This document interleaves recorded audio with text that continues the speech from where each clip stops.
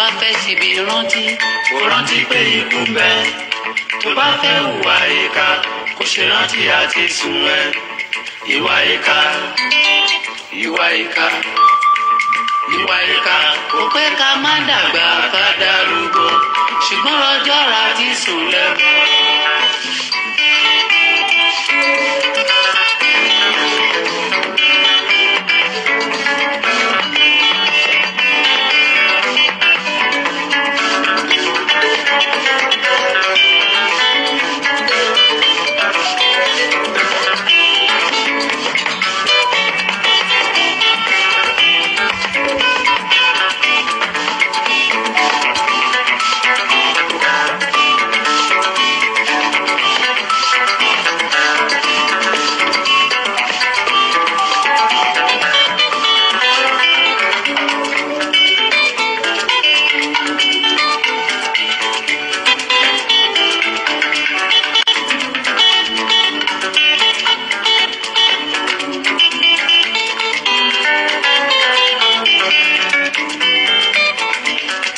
Àwọn ọ̀tá ń wí ẹ̀wí kì í gbọ́ kí làwọn lọ́tẹ̀ ń wí.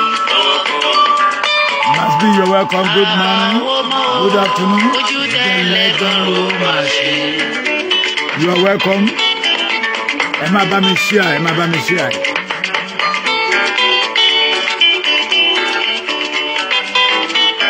Ìwọ ni ti labalábá tó lọ bóyá méje. Iṣẹ́ Kọ́láwọlé àwọn ẹ̀dá kà sí mi.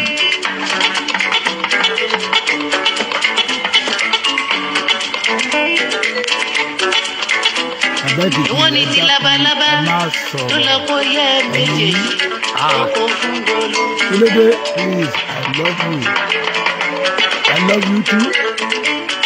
Ọ̀rọ̀ wo lẹ́ni kí n má sọ fà?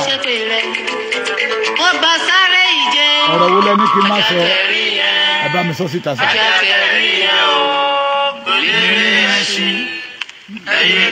Gbogbo igi tẹ́lẹ̀ gbèdé bá fọwọ́ bá sẹ́. Dídùn ló ń dùn. Ìmọ̀ dídùn ló ń dùn jàre. Àánú ojú kì í jẹ́ kán tọwọ́ bojú. Dídùn ló ń dùn. Kì í jẹ́ kán tọ méjì mọ́lẹ̀. Òun ló dín fáfún ọ̀hún lọ́jọ́ kìíní. Wọ́n ló ti ṣọdún yìí. Yí Kọ́láwọlé àwẹ̀dá kà sí i. Ẹ jẹ́ kí n mọ̀ ọ̀rọ̀ tẹ́ ní kí n má sọ fà. Let us take go together. You love me, I love you.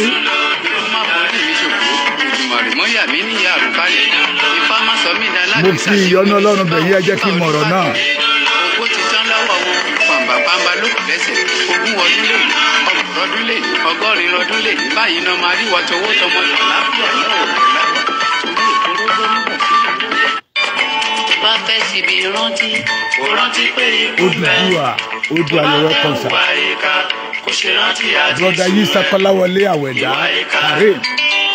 Ìwà ìkà ìwà ìkà kò pé ká má dàgbà ká darúgbó ṣùgbọ́n ọjọ́ ra ti sùn lẹ́kọ̀ọ́.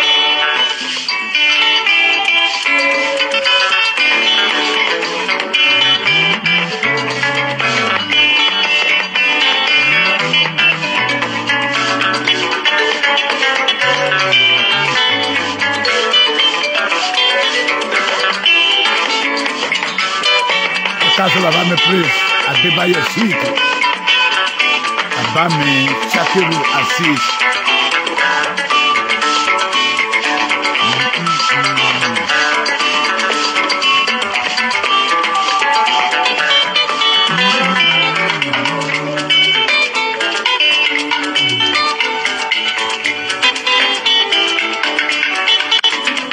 Don't mention anybody's name. Kí ló ṣẹlẹ̀ ká?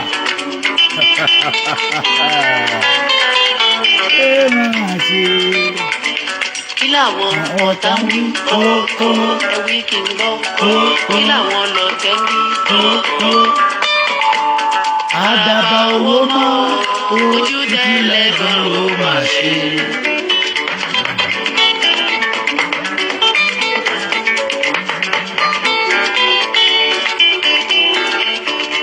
Don't mention anybody's name, please. Explain it to me. Àti brother mi tó sọ wípé kí n má sọ̀rọ̀ ẹ̀ tó ń bẹ lẹ́nu mi síta.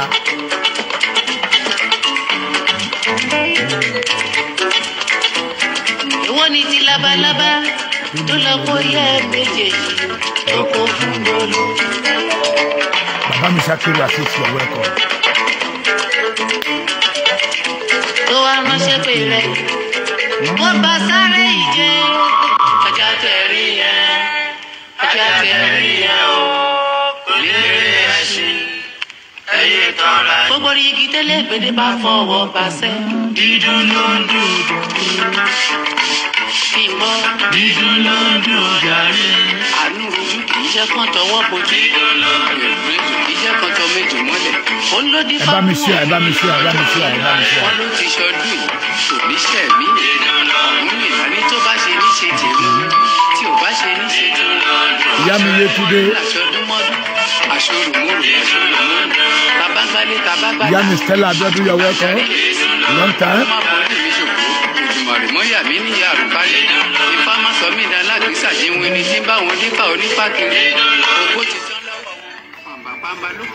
Ẹ káàárọ̀, ẹ káàsán, ẹ kú àṣálẹ́.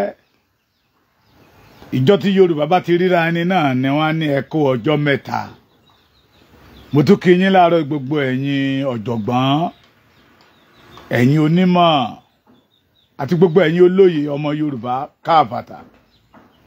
Mo kí yín, ojú òní tì yín, gbogbo wa pátápátá àánú Ọlọ́run yóò sọ̀rọ̀ sínú ayé wa. Bẹ́ẹ̀ ni a ó ní òmìnira, ohun tá à ń wá yóò dẹ̀ tẹ̀ wá lọ́wọ́.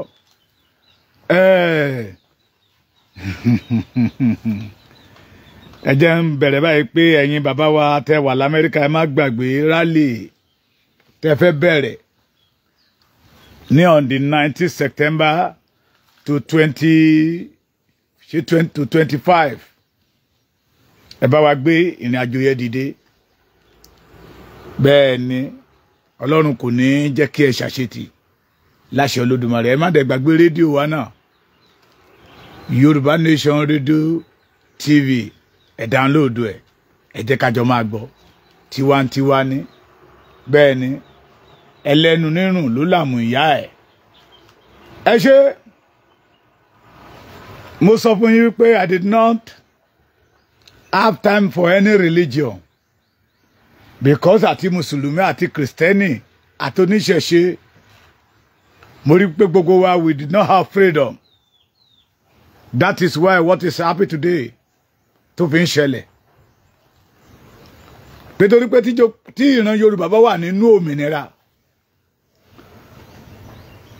tá a bá wà nínú òmìnira bí àwọn bàbá wa ṣe wà ní ìgbà yẹn lọ́hùn, tó ní kálukú ń sin tó wù ú tí ò dẹ̀ mú pákáleke wọlé. Ṣùgbọ́n nígbà tí afẹ́fẹ́ wa ti fẹ́, àárín ọlá ọmọ ọlá yọ welcome sir sorry, ohun tí a ò lérò ó wọnú àárín wa wá. Ó wá dorí Yorùbá kodò. Dorí Yorùbá kodò. Àwọn tí ò jẹ́ nǹkan ní àwùjọ wa ń pera wọn ní nǹkan. Anybody tó bá ti jọmọ Yorùbá tó jẹ́ wípé ẹ̀sìn ló gbé lérí, tó jẹ́ pé gbogbo tí Ọlọ́run fún, agbára tí Ọlọ́run fún láti fi protect ẹ̀sìn ni, ṣùgbọ́n tó ń yẹpẹrẹ Yorùbá, ọ̀sìnwín ni, ọmọ àlè ni. Kí láǹfààní ẹ̀sìn tí ènìyàn ń sìn tí mú ìnira bá ọmọlàkejì bó nẹ́ẹ̀sì mẹ́tẹ̀ẹ̀ta because we did not have freedom. Òun ló mú mi lọ báyìí wípé mo wo program kan láàárọ̀ yìí láti jẹ́ta náà ti sọ wípé ìwé tó lọ fi mú ta ń lọ lọ́run ní Ìbàdàn fake ni. Adẹ̀ ń gbọ́ láàárọ̀ pé wọ́n ti ná ọmọ yẹn tí ò lè dìde rìn mọ́, kò lè dìde mọ́. Lọ́yà ló sọ, èmi tẹ́ bá lórí ọ̀fẹ́ tẹ́ bá ti wo fídíò yẹn láàárọ̀ yìí. Lọ́yà ni wọ́n ti ná gidi tí ò lè dìde rìn mọ́, tí ò lè rìn. Torí kíni? Torí wípé a ò sí nínú òmìnira. Mo sọ fún yín pé àrà tó ń ṣẹlẹ̀ ní ìran Fúlàní lókè lọ́hùn náà fẹ́ kó máa ṣẹlẹ̀ lọ́dọ̀ wa ń bí báyìí. Kí religion wá di ẹrù jẹ̀jẹ̀ kí ẹ̀sìn wá di ẹrù jẹ̀jẹ̀. So I will be able to force my religion on you.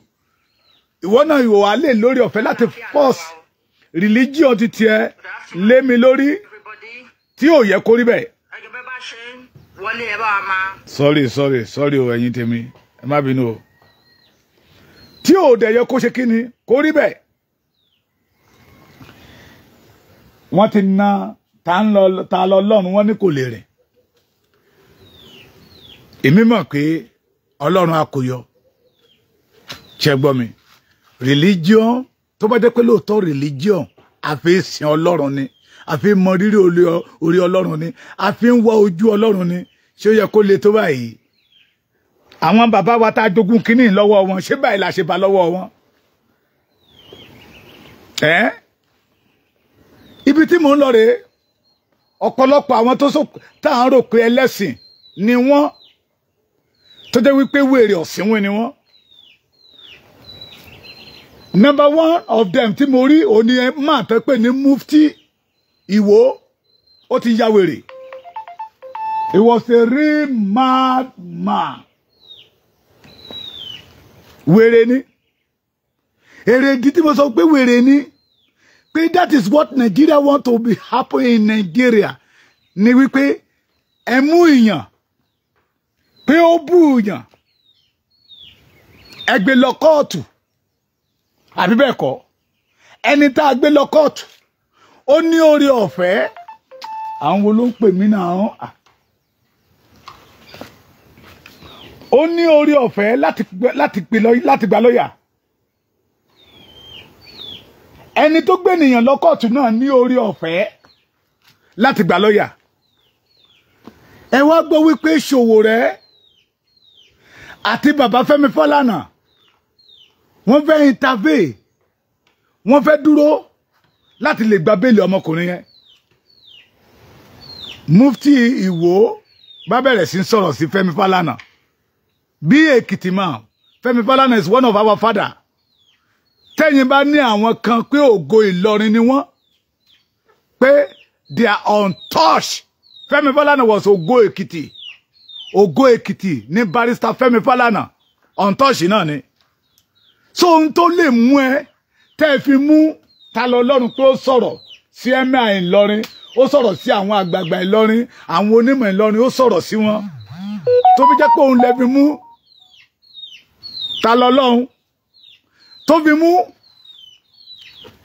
Mufti Ìwó wá ń sọ̀rọ̀ sí barrister Fẹ́mi Fálànà.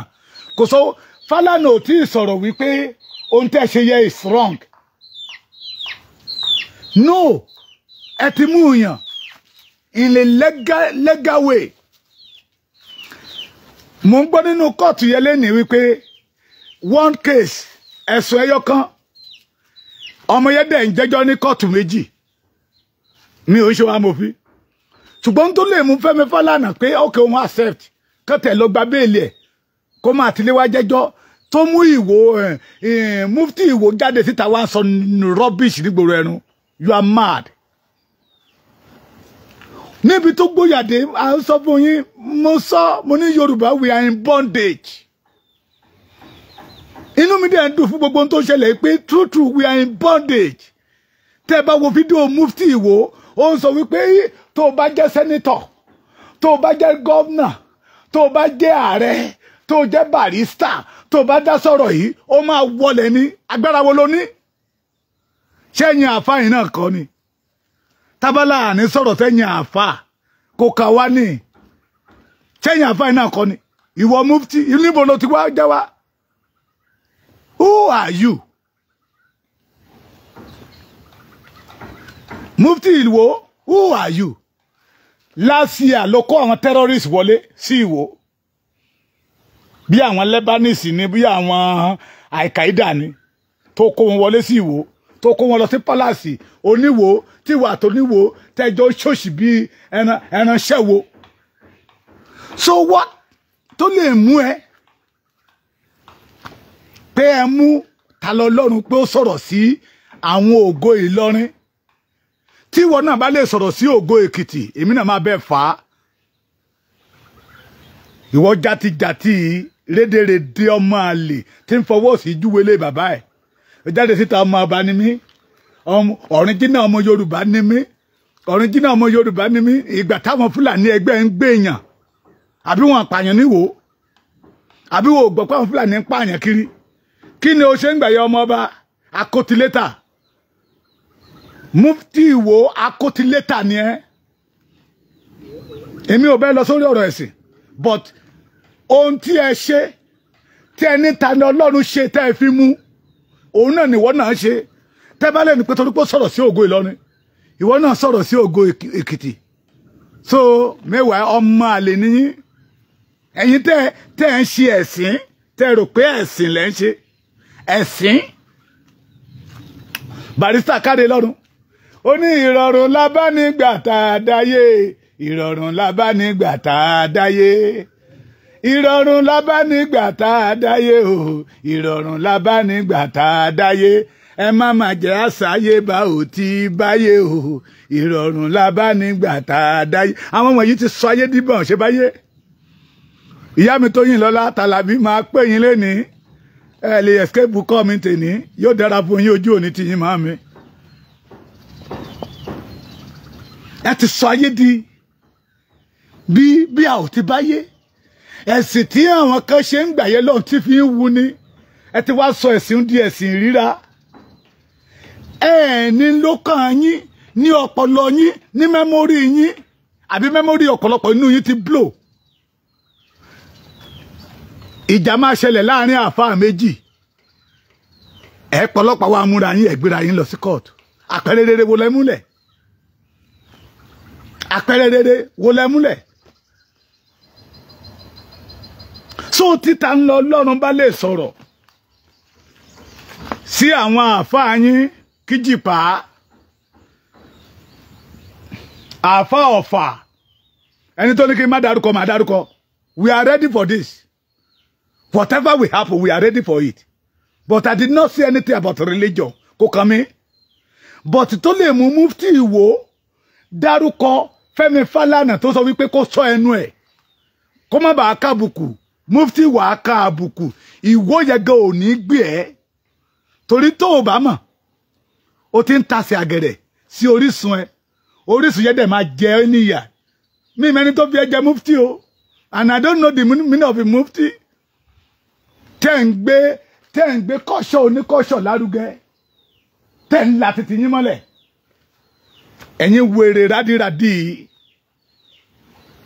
ẹ̀sìn táwọn kan ṣe lánàá tó ń wu àwọn ènìyàn òun lẹ sọ di ẹ̀sìn rédèrèdè táwọn ènìyàn sákún lẹ́ni mo rí ọmọ tó lóun kọ́ ní islamic yẹ tó lóun ò ṣe islamic mọ́ omi dẹ̀ bọ́ lójú mi mo dẹ̀ ń ké pé Ọlọ́run ṣé Ọlọ́run là ń sìn ṣá ṣé religion leléyìí ṣé religion lè la gbé dání ẹ kò sí ní tó ṣe ẹ̀sìn ẹ̀yin tẹ́ wà ń bẹ̀ tẹ́ jẹ́ olórí lẹ mad ẹ̀yin tẹ́ wà nù religion that nothing happen to the religion nítorí lè mú kí Saudi Arabia ti religion tiwa tán gbádùn Israel ti Christian tiwa tán gbádùn tí wọ́n ò jìyà tó jẹ́ pé ẹ̀yin tẹ́ gbà kankan ní environment yín kún fún ìkorò ìpayín keke ẹ rí pé ẹ ti mad Mufti Ìwó o ti mad níbi tí Fẹ́mi Fálànà máa ti ń sọ̀rọ̀ who are you Mufti Ìwó who are you tá máa sọ̀rọ̀ orúkọ tá máa ń sọ̀rọ̀ orúkọ Mufti níbi tí wọ́n ti ń dárúkọ Fẹ́mi Fálànà who are you Ìbà Gani Adams ló wọ́ra ẹ̀ ńlẹ̀ Ìbà Gani Adams ó wọ́ra ẹ̀ ńlẹ̀ ó kára kò dẹ̀ tí ì kàbùkù Ìbà Gani Adams kò tí ì kàbùkù ọmọ kan jáde síta à ń lára àwọn ọmọ Gani mi ti ra iye títẹ̀ máa ṣíwé kan wọn àti Gani wọn Gani ò jù mí lọ lọ́jọ́ orí máa ṣíwé fún mi ti ra iye o báyìí ń rè mi ti ra iye máa gbèsè ọ̀rọ̀ ẹ̀ mi ti ra iye títí ẹ̀ òun àti Gani àwa mọ̀ ọ̀dàlẹ̀ nínú yín bóyá olóyè Sunday Igboho lọ dàlẹ̀ ní bíyà Gani Adams ní ìwé wà rẹ́kọ̀dù Gani wà tá a máa ṣí tí gbogbo yín máa mọ̀.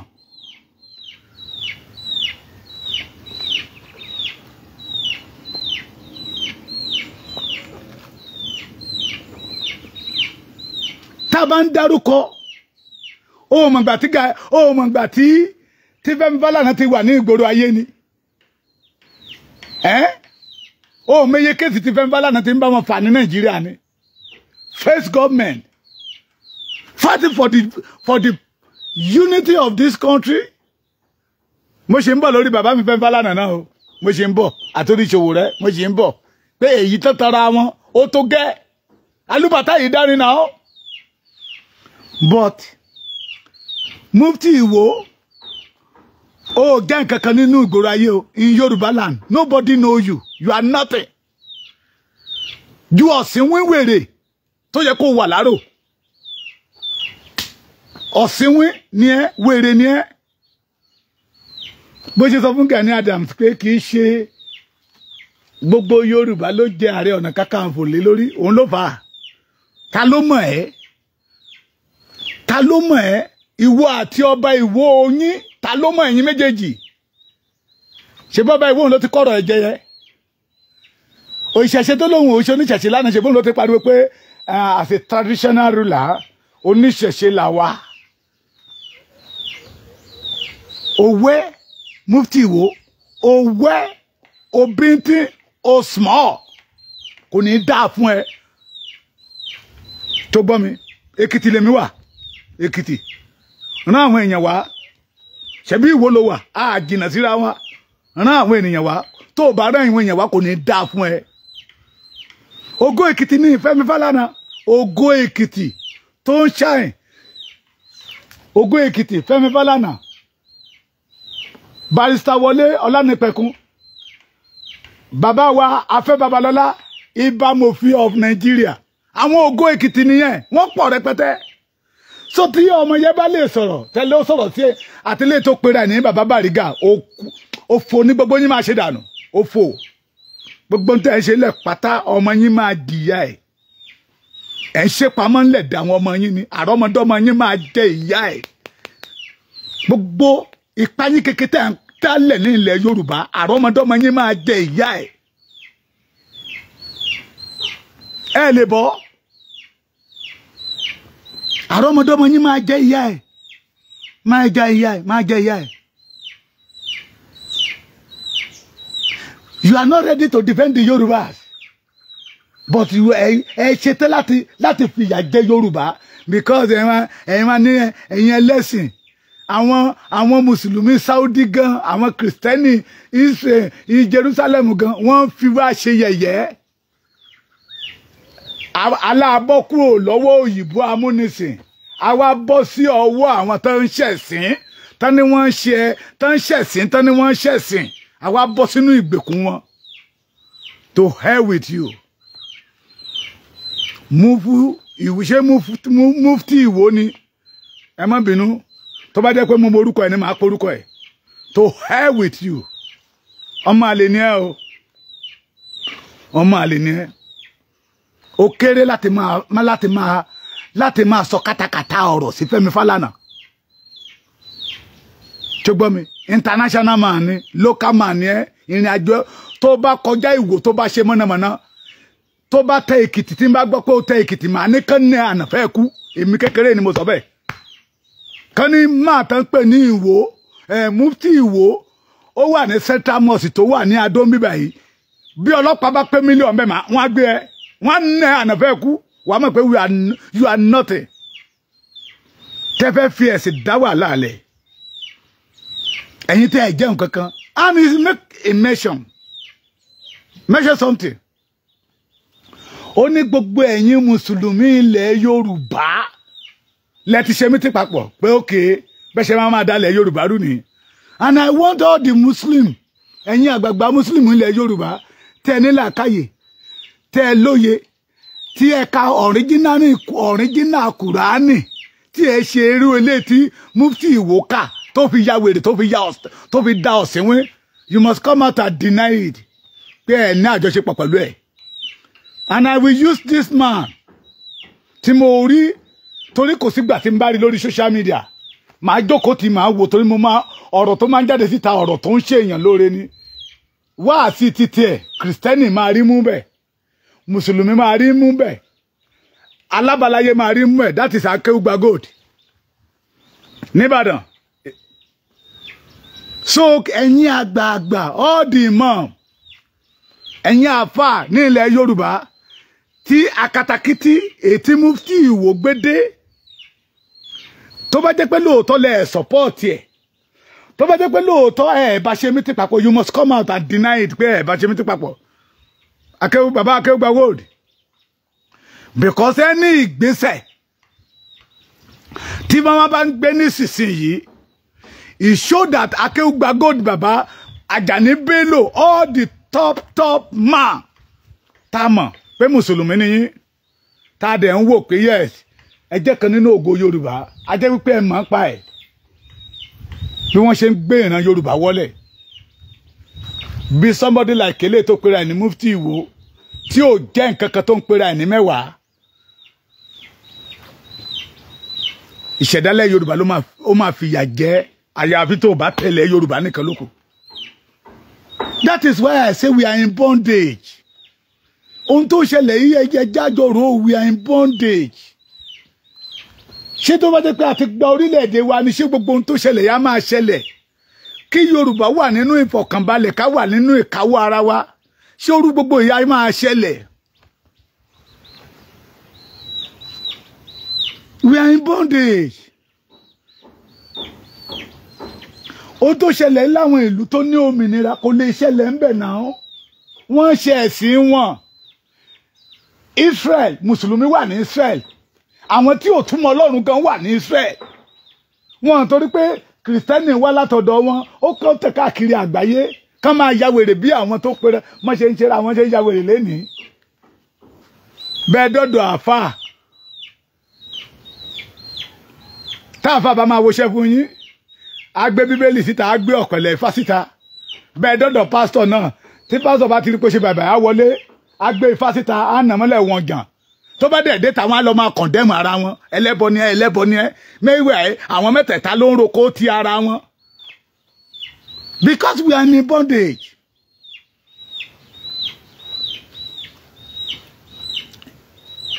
Ṣé religion yẹn ṣe ìdílé Yorùbá ni? Ẹ̀yin tẹ́ ẹ mọ̀ tán, ìgbà ọdún wo ni Kìrìsìtẹ́nì ń wọlé Yorùbá? Ọdún wo ni Kìrìsìtẹ́nì ní Mùsùlùmí ló wọlé Yorùbá? Tẹ́ bá ti mọ̀, ẹja máa béèrè, ẹ wá bá wa béèrè, ọdún wo ní ìlú kọ̀ọ̀kan tẹ̀dó ìlú kọ̀ọ̀kan? Táàbí wá sọ pé ìlú bí báyìí l'Ékìtì o, Bíbélì náà fi tẹ̀dó ẹ̀. We deceive ourselves. Ìlú báyìí l'Ékìtì o, Kùránì náà fi tẹ̀dó ẹ̀. We deceiving ourselves. Irọ́ tẹ̀ ń pa fún gbogbo ọmọ káàrọ̀ òjìrì. Nìkẹ́ni tó máa ṣẹ̀sìn kó má ṣẹ̀sìn. Ṣùgbọ́n ẹjá ṣe ẹ̀sìn yẹn nínú òmìnira, ká kúrò gbogbo tó ń ṣẹlẹ̀ yìí. Àwọn Fúlàní yẹn ló wà behind of it. Wọ́n fẹ́ kó akatakítí. Mo ti sọ fún yín rí dáadáa. Kó jẹ́ imam, kó jẹ́ pé from the beginning to the end ó lè ka Kùránì. Tó bá ti jọmọ Yorùbá, ó lè ṣáájú ìrun fún àwọn Fúlàní. Láyé wọn ò ní gbà. Láyé wọn ò ní gbà. Wọn ò ní gbà o. Torí wọ́n believe pé bó ṣe jẹ́ Mùsùlùmí tó, àwọn Kìrìsìtẹ́nì tó yẹ kó ti padànù nínú fámílì yín, ó pa wọ́n. Because we do not have freedom. Tá a bá ní òmìnira ta lórílẹ̀-èdè wa, àti sin Ọlọ́run ní ìrọ̀rùn, àti ṣẹ̀sìn tó wù wá. Nígbà tá a wà ń kékeré, orin tá a bá lẹ́nu àwọn bàbá wa ni pé àwa ò lè ṣe ká má ṣòro lé, ẹ̀sìn ò ní ká má ṣòro lé bàbá ẹni. Ṣé gbogbo ká sọ pé gbogbo àwọn bàbá tó kú ń gbà yẹn lọ́hùn-ún, nígbà tó kọ́rọ́ irin, ẹ̀sìn ò ní ká má ṣòro, àwa ò lè ṣe ká má ṣòro ilé wa o. So ọ̀run àpáàdì náà wà ń sìn. Wọ́n ń jóná lọ́wọ́ ní àbí Mufti wèrè.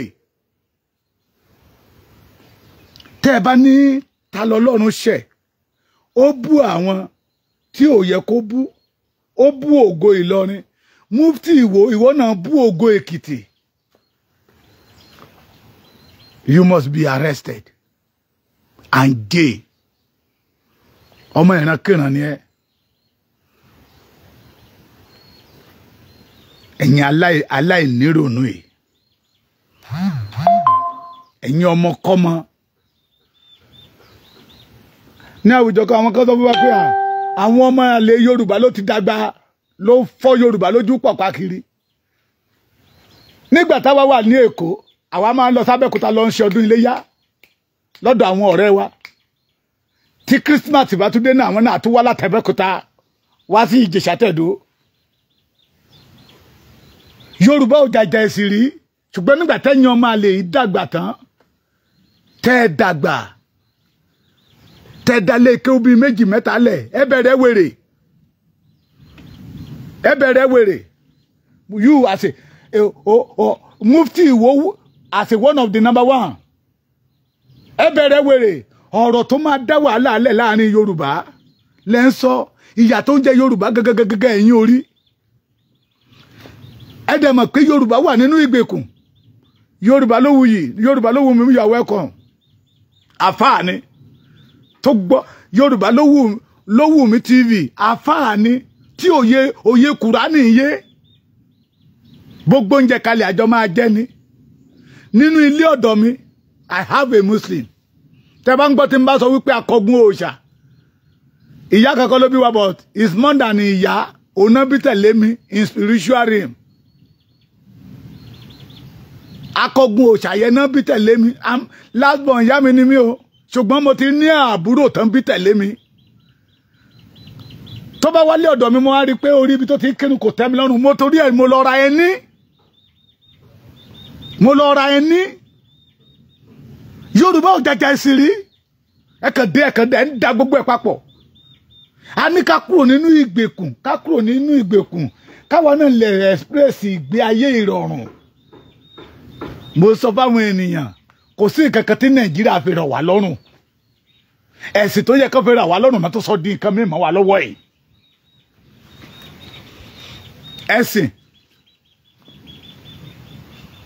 Ẹ̀sìn tó yẹ kó fi rọ̀ wá lọ́rùn. Náà tún sọ di ogun mọ́ wa lọ́wọ́ yìí. Nítorí kíni, they want to conquer the Yorùbá at all costs. Ẹ̀yin wèrè tẹ́lẹ̀ pé ayé lọ́mọ yẹn ọmọ bíbí Yorùbá kan bélélè mi, ọmọ ọkọ Yorùbá ni mí, even ọmọ ọba ni mí, wèrè ń pera ní Mufti Ìwó. Àwọn rádaràda, àwọn rédèrèdè tẹ́ ń bá túsàlẹ̀ kòkó wọn, ń tẹ́ máa bá lábẹ́ kòkó wọn kò ní ṣe sọ síta. Ẹ̀yin aláyé rírùn. Fẹ́mi Fálànà á sun ẹ jẹ. Apa ẹ asun ẹ atúpẹ fi tábà tí ò sí ní tó máa ṣẹlẹ̀. Ó wá sọ wípé tí wọ́n kó ṣọ́ ẹnu ẹ̀, kí Fẹ́mi Fálànà ó ṣọ́ ẹnu ẹ̀. Kó wọ́n lè máa sọ̀rọ̀ sí Kristẹni, wọ́n lè máa sọ̀rọ̀ gbogbo. We believe you can't fight God, you can't fight for God. Àwọn oníṣẹ̀ǹbáyé gan mọ̀ pé o lè jà fún Ọlọ́run. Ẹ̀dẹ̀ sọ wípé ẹ̀sìn àlàáfíà ni ń ta máa ń gbọ́ lẹ́nu àwọn bàbá wa tẹ́lẹ̀ nìyẹn. Ẹ má pè wá lẹ́lẹ́sìn ìmọ̀le, ẹ̀sìn àlàáfíà ni. Ẹ má pè wá lẹ́lẹ́sìn ìmọ̀le, ẹ̀sìn àlàáfíà ni. Ṣùgbọ́n ẹ ti yọ àlàáfíà yẹn nù. Orúkọ tó wọ́n ń pè wọ́n gbà yẹn lọ táwọn bàbá tètè yín reject. Ẹ dá orúkọ yẹn padà pé ẹ̀sìn líle ni. Ẹ̀yin wèrè.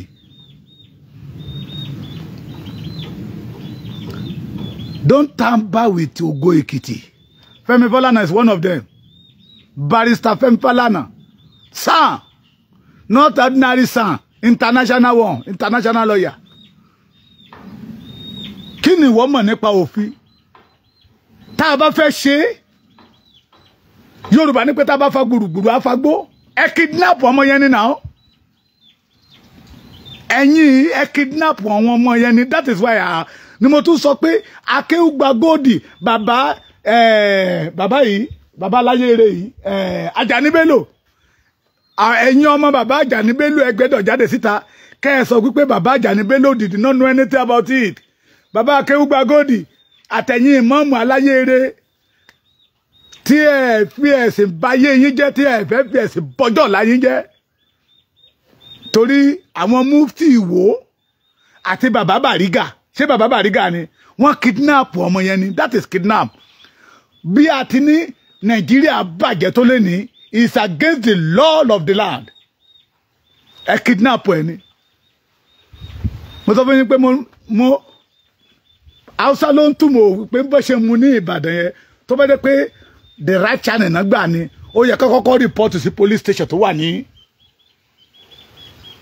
Ìbàdàn kó tó máa gbé lọ sí Ìlọrin ẹ̀kẹ́dẹ̀dẹ̀ gbé lójú títí gbàm ó dẹ̀ dé Ìlọrin ẹ kidnap ẹ ni ẹlẹ́wọ̀n nìyẹn Mufti Ìwó ẹlẹ́wọ̀n ọ̀daràn àti wọ àti Bàrígà yín àti Lágbájì àbí kílẹ̀ ń pè é àti òkúta lágídí gbogbo yín pápátá kò ní dà fún yín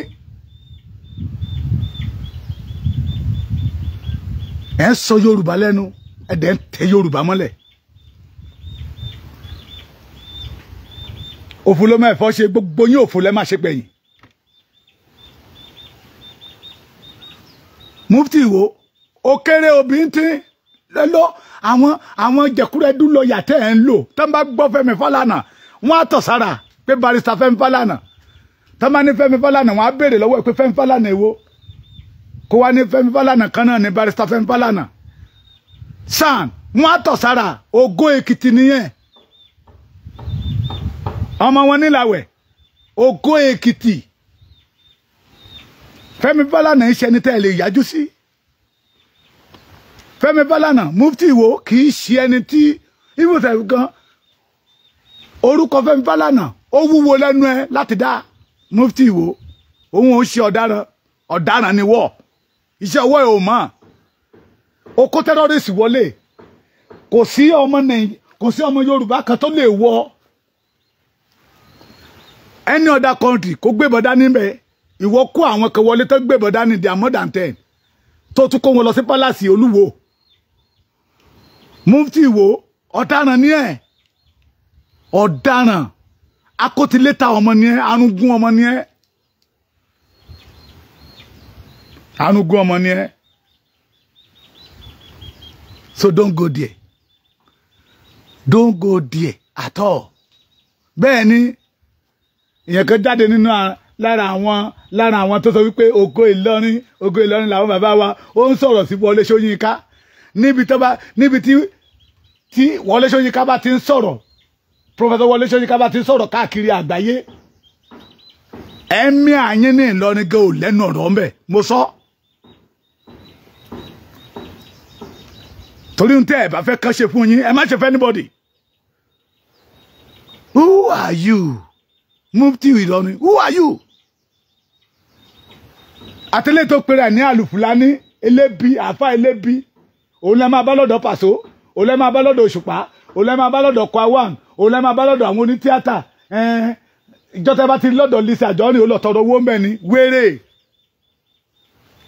gbogbo yín pápátá àṣírí yín ń bẹ lọ́wọ́ wa àṣírí yín ń bẹ lọ́wọ́ wa tẹ́ ẹ bá fọwọ́ yín síbi tó yẹ kọ́wọ́ yín gbé ẹ máa jẹ fíìgìdì nínú ìyà a ní àfẹ́ àlàáfíà nínú ilẹ̀ Yorùbá that is why we sọ wípé àfẹ́ rúlú kádà rúlú pọ̀ mọ́ ṣàpamọ́ ní ìtàn tá a gbọ́ nínú ìtàn Yorùbá a gbọ́ wípé Yorùbá jà ẹja ẹ̀sìn rí rí àwọn ẹlígánsà ni ẹ̀gbọ́n ń ṣe kìrìsìtẹ́nì àbúrò ó ṣe mùsùlùmí ẹ̀ẹ́dẹ̀ gbọ́ ìwàhálà láàrin wọn rí brother mi Mohbad Adédèjì you are welcome that is Yorùbá for you àti rí family tí ẹ̀gbọ́n bàbá jẹ́ kìrìsìtẹ́nì ìyàwó jẹ́ mùsùlùmí èyí ẹ̀gbọ́n gbà tó máa ṣe kíní ó di àfà àbúrò tó bí tẹ̀lé lẹ́yìn òun di pásítọ̀ last born wọ́n gbé igbá ìṣẹ̀ṣe pé ohun tó ń bá nílé nìyẹn torí pé nígbà tán bí ọ̀dọ̀ ìyá àgbà ló gbé wọ́n dẹ̀ gbégbé ayé rọrùn that is Yorùbá for you kó ní kálukú ṣe títí ẹ̀ ọ̀run ló mẹni tó máa là ṣebí ẹ̀yin mùsùlùmí náà lẹ máa pa o lẹ máa sọ̀rọ̀ yẹ bóyá ọ̀rọ̀ míì tẹ́ máa ń sọ you don't know the meaning ọba àjọkẹ́ ayé ọba àṣàkẹ́ ọ̀run ó máa àti wèrè àtàsínwé àti dìgbòlugi àtẹni tí ò gbọ́n àtẹni tó gbọ́n àtẹni tí ò mọwọ́ ọ̀tún tí ò mọwọ́ òsì yàtọ̀ síra wọn ọba àjọkẹ́ ayé gbogbo wa lè òjòjọ́ ń rọ̀ lé lórí Yorùbá dẹ̀ sọ pé oníkù ló mọ̀ká ọba àjọkẹ́ ayé you can't fight for God nígbà tó bá yá àṣà àwọn títí ẹ̀ kẹ́ ní ọ̀run ọba àjọkẹ́ ayé àṣàkẹ́ ọ̀run òun lẹ́yìn mú kankan lẹ́ni iṣẹ́ ọwọ́ yín ò dẹ̀ mọ́ bọ́ndélé yín wọ́n máa borí èèyàn wọ́n máa bá pa èèyàn ẹ̀yin dìgbòlugi ọmọlẹ̀ Yorùbá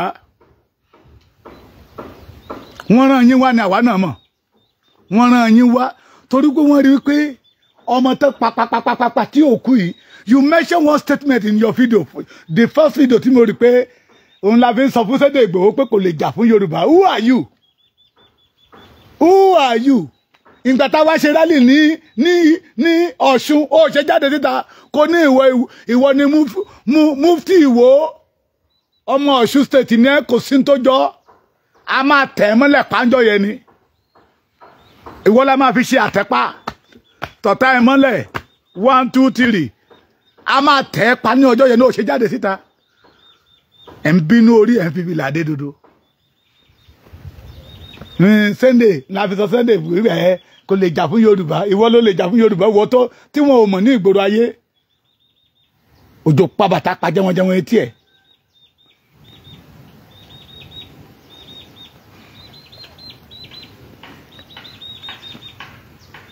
òjò pa bàtà kó pa jẹun etí ẹ̀ Ìgbòho ni ó jáde síta without collect anything ẹ bá sọ pé a sọ fún Ìgbòho ń gbà ẹ lọ́hùn pé kò lè jà fún ìran Yorùbá àwọn minority ní Gani Adams jẹ́ Ààrẹ Ọ̀nà Kakanfò lé lórí ní Ìwó tó wà yẹ gangan who know you there ta ló mọ̀ ẹ́ ní Ìwó ṣé ń gbà tó gbé àwọn agbébọn wọlé tó máa pa àwọn èèyàn àwọn Lebanese tó kó wọlé tá kó AK-47 dání mo ní picture lọ́wọ́ mi bíbá yìí AK-47 tó kó wọlé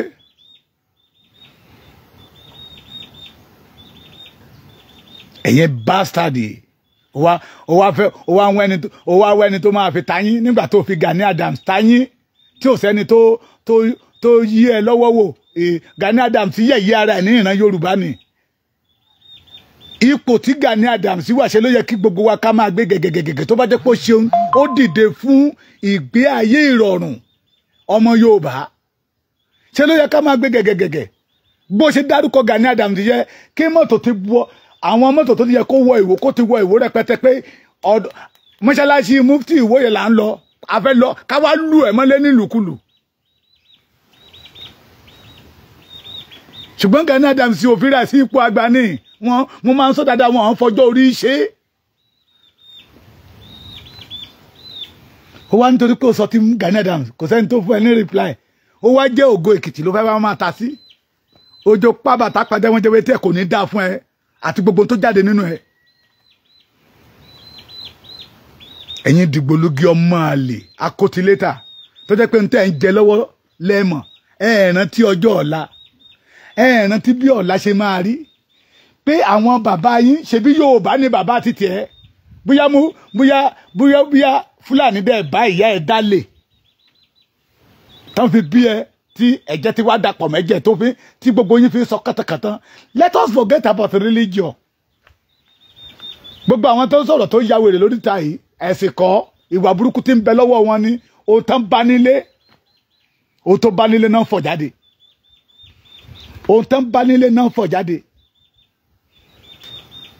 tó bá jẹ́ pé bí àwọn bàbá yín mo ṣe gbégbé ayé òun rè ṣẹ́yìn máa dé bá nǹkan ẹ̀yin olórí burúkú pàpàǹlági ọmọ àlè dóńgó èrè ẹ̀ ní o Fẹ́mi Fálànà wọ́n pọ̀ o àwọn ọmọ Èkìtì wọ́n tó pọ̀ nínú lọ́ọ̀yà tí wọ́n dẹ̀ lórúkọ tó bá tún dọ̀la tó bá gbọ́ wọlé Ọlánìpẹ̀kun tó bá ta sí màá tún jáde sí títà fún ẹ àgàgà kó tó wá dárúkọ bàbá Afẹ́ Babalọ́lá eba mo fi máa jáde síta fún ẹ àwọn ògo Èkìtì nìyẹn tẹ́ bá ní wípé àwọn kan wọ́n wà ní Ìlọrin tí wọ́n ṣe ohun tí ò tọ́ tẹ́yin ń bò wọ́n tẹ́ nítorí pé wọ́n jẹ́ ògo Ìlọrin untouchable ni wọ́n Fẹ́mi Fálànà is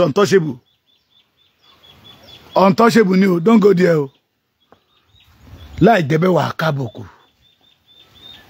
wà jó ijó ẹlẹ́yà ṣó gbọ́ mi àyàfi tí ẹ bá mu omi tó sàn jáde ní ilẹ̀ Yorùbá tẹ́ ẹ bá játa tí Olódùmarè ọba mi àyàfi tó bá jẹ́ pé àwọn bàbá wa wọ́n fún Ọlọ́run ọba mi ní àbẹ̀tẹ́lẹ̀ ní tí mo wí ní òfin níṣẹ́ ṣùgbọ́n tó bá jẹ́ pé Ọlọ́run mọ̀ọ́mọ̀ dá ìran Yorùbá sí bíbá ẹni ẹ̀yin tẹ́ bá ti dúró bóyá nínú ọgbọ́n orí yín bóyá nínú ìmọ̀ yín bóyá ẹ̀sìn lẹ́fẹ́ fi dalẹ̀ Yorùbá rú ayé yín á máa dàrú lọ bẹ́ẹ̀ ni ó tó ti tòrò nínú ayé yín á bẹ̀rẹ̀ sí í dàrú. má lọ bẹ̀ mọ́ o Mufti mo mọ̀ pé bóyá oògùn tó yẹ kó o lò ó lò tàbí eléyìí tó yẹ kó o fi wẹ̀ òun ló fi mú ló gbé mu bóyá eléyìí tó dẹ̀ yẹ kó gbé mu òun ló fi wẹ̀ ló fi wá ẹni tó máa fi tayín o àríwá wá jẹ́ mi Fẹ́mi Fálànà má ta ẹ̀ mọ́ o ògo Èkìtì ni o ògo Èkìtì ni o wọ́n àdẹ̀ ẹ́ sàṣẹ́ Èkìtì kó náà wá try it tó bá fẹ́ kí n fún ẹ lórúkọ mi kọ̀dẹ́ torúkọ mi àtorúkọ ìyá mi máa fún ẹ tó bá sà tí ò bá ti jẹ́ pé ara àkọ́bí ẹ̀ ló ti máa dáhùn call me bastard ẹ̀yin wèrè ẹ̀yin àbí ìpàbẹ́ ọmọ ògo Èkìtì ní Fẹ́mi Fálànà o don't go there o ńgbà tẹ́ ẹ mọ̀ pé ẹ kidnap èèyàn ni ẹ kidnap ọmọ yẹn ni tí mo dẹ̀ mọ̀ wípé àwọn àgbààgbà mùsùlùmí òdodo wọn máa ń pa ìwọ̀n lọ́wọ́ sí ẹ̀rù wa ń bà yín tẹ́ gbọ́ wípé akọniwájú adájọ́ ń bọ̀ kìnìún ó ń bọ̀ Koiki International you are welcome bàbá mi pé akọniwájú adájọ́ tí Fẹ́mi Fálànà máa dó síwájú adájọ́ tí adájọ́ ga ẹjọ́ mo fẹ́ lọ tọ̀ ló máa sọ kó má bàa tọ̀ sára ẹ mọ̀ pé kidnap ta lọ lọ́ọ̀ ni ẹ gbọ́ pé Fẹ́mi Fálànà ń bọ̀ ẹ wá ń yọ ṣùtù ètè Mufti Ìwó Ògún ló máa pa ẹ́ Ògún ló máa pa ẹ́ mo sọ bẹ́ẹ̀ kì í ṣe pé ó jábọ́ ṣé oníkíjìpá ò sọ wípé ẹ wá ojú màálù méje ewé bòtújẹ gbogbo wa la gbọ́ kínní yẹn to the extent Saidi Shittu tún fi ṣe program pé ẹ wo àwọn tó pera wọn ní àfa ẹ jẹ́ kẹ́lẹ́bọ ṣe bọ títí wọn èwo léwé ṣé inú Kùránì ló wà ojú màálù méje ewé bòtújẹ ewé àwọn àgbà ṣé inú Kùránì ló wà ẹ̀dẹ̀ ń kọ́ dẹ́mu àwọn aláwo jẹ́jẹ́ kan ṣe títí wọn ń tó gbàgbọ́ ni àrítọkọ tíyàwó máa gúnyán lẹ̀ lọ́dọ̀ wa mi bá ní ìyá méjì yẹn lálẹ́ àmàlà ni mẹ́ jẹ́ ń tó tẹ́ wọn lọ́rùn ni kó lájà gbàgọ̀jẹ̀ mi ò gbàgọ̀jẹ̀ wàábì ìbéèrè ni kì í ṣorúkọ wàábì mi ò bì ẹ wá nítorí pé ọmọ yẹn sọ̀rọ̀ the next ni ẹ lọ kidnap ẹ torí pé ẹ mọ̀ ọmọ yẹn mọ̀ àṣírí ẹ̀yin fake àfà ó mọ̀ àṣírí yín tí Mufti Ìwó jẹ́ kan lára wọn Mufti Ìwó tó jẹ́ kan lára wọn fake àfà ó jẹ́ kan lára wọn ẹ wá gbọ́ pé Fẹ́mi Fálànà ń bọ̀ ẹ̀rù wa ń bà yín wá lọ́wọ́ ó fẹ́ sọ̀rọ̀ tí Fẹ́mi Fálànà máa fi sọ padà ọmọ ọkọ ni Fẹ́mi Fálànà ọmọ ọkọ ni let us forget about lawyer Ekiti ìṣojo ọmọ ọkọ ni so wẹ́ obìnrin òtúnṣùmọ́ ẹ̀yin ń wèrè játijàti tẹ́ ẹ̀rọ tọjọ́ ọ̀la tó jẹ́ pé ntẹ́ ń jẹ lọ́wọ́ lẹ́ ń lé kiri tẹ́ ẹ̀rọ bí ọ̀la yín ṣe máa rí ẹ̀yin tẹ́ ẹ̀ lọ́jọ́ ọ̀la Yorùbá wípé ara iwájú tó jì sí kòtò ó kọ́ àwọn tó ń bọ̀ lẹ́yìn lọ́gbọ́n ni ọ̀pọ̀lọpọ̀ ìṣẹ̀lẹ̀ ló ti ṣẹlẹ̀ tó yẹ kẹ́yìn kẹ́rántì ṣùgbọ́n ẹ̀rántí ẹ̀ bọ́dà mi ṣòwò rẹ̀ bàbá mi Fẹ́mi Fálànà èyí máa fi yé wa wípé there is nothing in Nigeria anymore You stand for one nation. Bóyá ohun tó máa ṣẹlẹ̀ lọ́rẹ́ a máa fi kan rọ́kan tó bá jẹ́ pé bàbá Gani Fáwẹ́hìnmí ti máa ń gbà ẹ́ lọ́hùn ká padà lẹ́yìn one nation one Nigeria bóyá bàbá ìbá ṣì wà láyé bàbá mi Barrister Fẹ́mi Fálànà Sowore there is nothing like in Nigeria anymore you know lè tún Nigeria ṣe ó ti kú wọ́n ti bẹ́rì Nigeria ibi tá bá ti bẹ́rì ìlú tá bá ti bẹ́rì kì í sí àlàáfíà ń bẹ òun lẹ fi rí Mufti wo ló jáde lénìí àti ìmẹ̀lẹ́ tó máa jáde lọ́la àwọn àfáà Ìlọrin not all of them o níbi tí mo ṣe láìkí Buhari ọmọ Musa tó ó lé ẹni bá ti bá àwọn àfáà Ìlọrin jà nígbà tó bólódùmarè jà ní ṣé Ọlọ́run mọ̀ yín ni ṣé Ọlọ́run mọ̀ yín ṣé ẹ gbé iṣẹ́ Ọlọ́run dání ṣé ẹ pa àwọn tọ́lọ́run dá ṣé ẹ pa wọ́n lẹ́rìn ni àbẹ́ ń pa wọ́n lẹ́kún ṣé Ọlọ́run mọ̀ yín ni no the absolute no. Thank you my brother Ọládayọ̀ Ayọ̀ Bámidélé adàfún yín ìyá mi Kẹ́mi Alákìjà ojú òní tì yín bàbá mi Fẹ́mi Fálànà Sowore there's nothing like Nigeria again orílẹ̀-èdè tó ti kú ni tẹ́gbọ́ orílẹ̀-èdè tó ti kú tí ò exist mọ́ wọ́n ti bẹ́rí ẹ̀ nínú kòtò tó wà ó ti kẹ̀ eegun ló kù ńbẹ̀ ṣẹ́rí tó bá jẹ́ pé eegun yẹn sì gbẹ ni àwa ní bóyá eegun gbígbẹ sì lè gba dálàyè eegun yẹn ti rún ó ti di yẹ̀pẹ̀ ẹ padà lẹ́yìn Nàìjíríà gbogbo ẹ̀yin tẹ́ jó ògo fún Yorùbá tẹ́ jẹ́ ìjayà fún àwọn ará bíbà yìí ẹ padà tẹ́ bá jẹ́ pé lóòótọ́ lẹ fẹ́ ṣọmọ Yorùbá lóore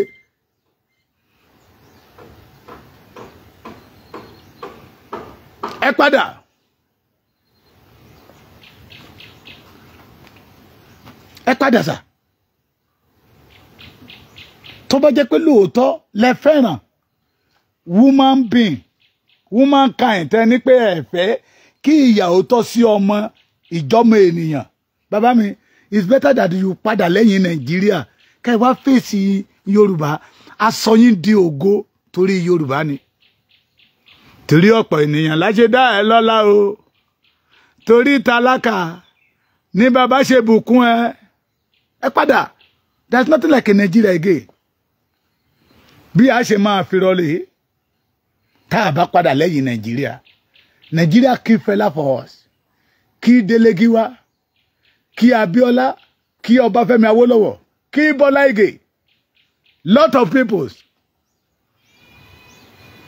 tí ò sí ní tó ṣẹlẹ̀ every day every year Yorùbá ń lo àwọn ọmọ ológo wọn ṣètùtù fún Nàìjíríà àjèrè Nàìjíríà o orí ló yọ Sunday Igboho Alápàjí the head family of Alápàjí family Ọ̀nkú Ebù orí ló yọ Nàìjíríà náà ti fẹ́ pa because they don't want anybody to stand up and speak against their way pé bọ́n ṣe fẹ́ kí ayé Yorùbá ó máa wọlé they don't want it ọ̀nà tó tún fẹ́ gbà nìyẹn o system tó fẹ́ lò fún wa ní sà bàbá mi Barrister Fẹ́mi Fálànà wọ́n fẹ́ lò wípé ọmọ iná làárán síná they want to use our brothers nílọrin àwọn tó jẹ́ wípé wá sí wọn látàárọ̀ dálẹ́ wọ́n á tún máa pa òwe ẹ̀ mọ̀ pé ọmọ Yorùbá pọ́nbélé ni wọ́n they are real authentic Yorùbás genuine one wọ́n á tún máa pòwe wọ́n fẹ́ lò wọ́n against wa wọ́n ti tẹ́ àwọn olóṣèlú wọ́n rí olóṣèlú lò wọ́n á fẹ́ lu ẹ̀sìn torí pé they know that Yorùbá crazy in religion is part of the problem we are crazy in religion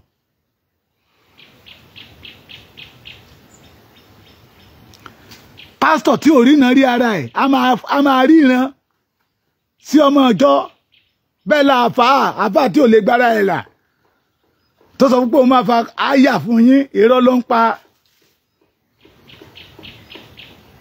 They want to use them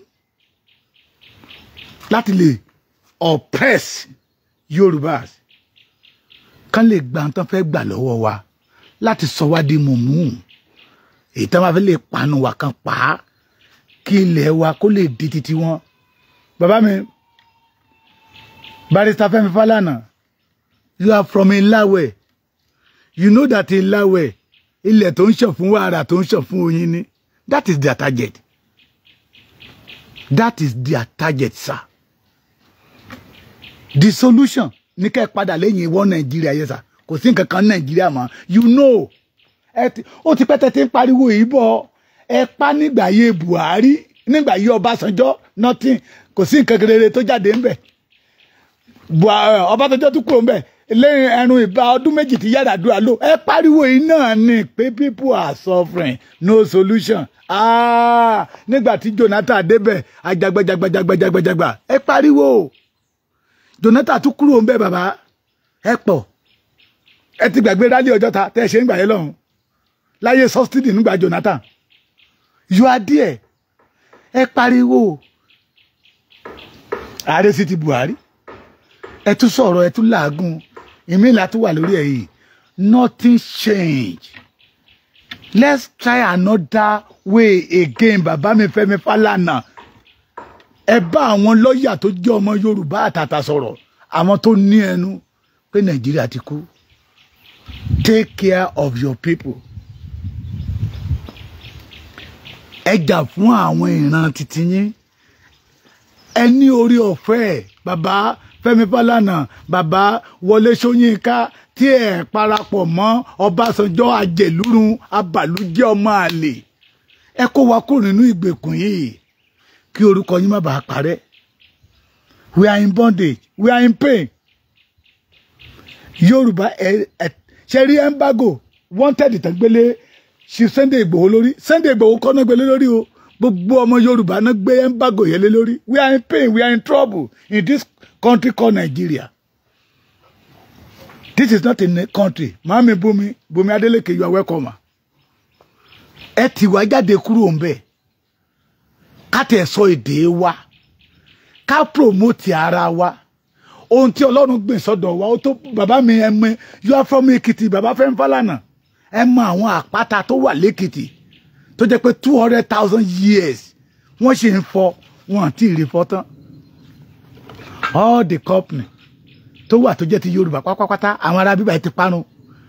They have taken over every industrial section. You have power, sir.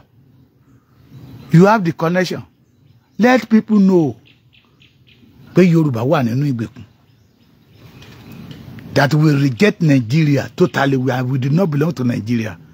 Until Nigeria fẹ́ ni wípé kí àwa ọmọ Yorùbá l'Ekiti, l'Ondo, ní Ọ̀ṣun, ní Ọ̀yọ́, ní Èkó, ní Ògùn ká dojú ìjà kọ Ìlọrin àwọn ọmọ ìyá wa they are Yorùbás. They are Yorùbás. A ṣe investigation débẹ̀ ìtàn irọ́ náà pa mo sọ fún yín ní 80s alẹ́ 80 tí bàbá ń bá máa kí Ìlọrin a ní Ìlọrin Àfọ̀njá ẹ̀rún dùjú yọ a máa sọ ìtàn lọ́rin fún wa gbọ́n ẹ̀yin tẹ́ bá sì níwèé àṣà tí o ṣà ń lé ẹ máa rí wọn àìmọye ọ̀nà tó ti dárúkọ Ìlọrin bẹ́ẹ̀ wọ́n fẹ́ lo ẹ̀sìn kí Yorùbá ká lè dojú ìjà kọra wa ká dojú ìjà kọra wa kó ní ṣẹ̀ṣẹ̀ kó dojú ìjà kọ mùsùlùmí kí mùsùlùmí kó dojú ìjà kọ kìrìsìtẹ́nì kí gbogbo ẹ̀ díṣu àtàyànyàn wọn á lè ráyè máa mú wa lẹ́yọ kọ̀ọ̀kan bígbà tẹ́nìyàn bá ń sin ẹdìyẹ tó fẹ́ máa pàjẹ́ lẹ́yọ kọ̀ọ̀kan. Baba Barrister, talk to your people. What we need, freedom. We want to get out from Nigeria. We did not belong to this country, sir. Emma, Kosinta Vidorawa, we did not belong to this country. The solution to this problem, sir, tẹ́ bá fẹ́ kó continue mọ́. ṣebí ta lọ́lọ́run náà gbé lénìí ó lè dọ̀la kan gbé Adépọ̀jù ṣe mọ̀ pé òun sọ pé Jésù ń jalè ní títí ẹ̀ mo wo fídíò kan lánàá Adégún àti ń yí padà pé kò yẹ kí kìrìsìtẹ́nì àti mùsùlùmí máa bára wọn jà àti oníṣẹ̀ṣe kó ní kálukú máa ṣe títí ẹ̀ lọ́tọ̀ọ̀tọ̀ ìyẹn ti ń bọ̀. They know what they are doing. Use the Yoruba against Yorubas. Baba, let us get out for this mess country called Nigeria. Nothing work. Kò sí nǹkan kan tó ṣiṣẹ́ sá. Inú ìnira la wà. Inú ìpọ́njú. Orí gbogbo wa pátápátá, orí ọmọ Yorùbá gbé wá o. Orí àpèsìn la gbé wálé ayé o. Kí ló dé torí àpèsìn wa ti wá dórí tí ń sìn yàn káàkiri àgbáyé tá à ń forí adé tá à fi ń sìn gbà káàkiri tá a dẹ̀ dá wa sínú ògo.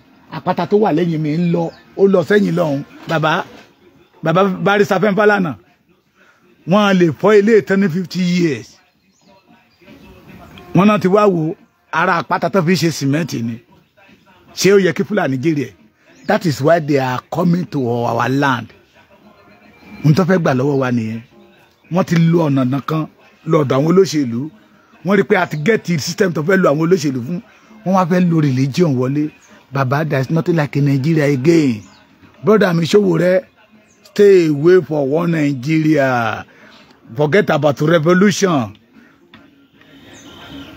Ohun tó yẹ kẹ́ máa sọ the freedom for the Yoruba people. Freedom for your people. Liberation for the people, the Yoruba people. That is what we want. God bless you. Thank you. Because of Yoruba, they remove history. They don't want our unborn generation to know the origin. Nígbà táwa wà nílé ìwé, Yoruba, èdè Yoruba yìí, èdè Yoruba subject, compulsory ni wọ́n ti yọ dànù.